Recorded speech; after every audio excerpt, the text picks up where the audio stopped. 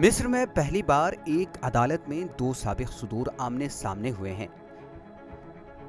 गुज़िश्ता रोज मिस्र के साबिक डिक्टेटर हुस्नी मुबारक और साबिक सदर मोहम्मद मर्सी का काहिरा की एक अदालत में आमना सामना हुआ है। मिस्र की तारीख में ये पहला मौका है कि दो साबिक सदूर हुस्नी मुबारक और डॉक्टर मोहम्मद मर्सी पहली मर्तबा अदालत के एक ही हॉल में जमा हुए हैं।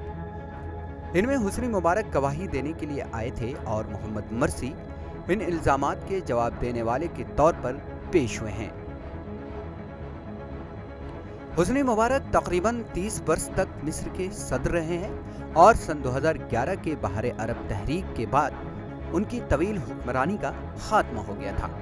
हुस्नी मुबारक की डिक्टेटरशिप का खात्मा मोहम्मद मर्सी के हाथों हुआ था, लेकिन मिस्री फौज के सरबराह और मौजूदा सदर अस्सीसी ने मर्सी का तख्ता उलट दिया था। मोहम्मद मर्सी पर तहरीक बहार अरब के दौरान हुस्नी मुबारक के खिलाफ अवामी एहतिजाजी तहरीक के दौरान में जेल की इमारतों को नुकसान पहुंचाने, कत्ल, इक़दाम कत्ल और शिद्दत पसंदों से ताल्लुकात के इल्जाम हैं। Bureau report, ETV Bharat.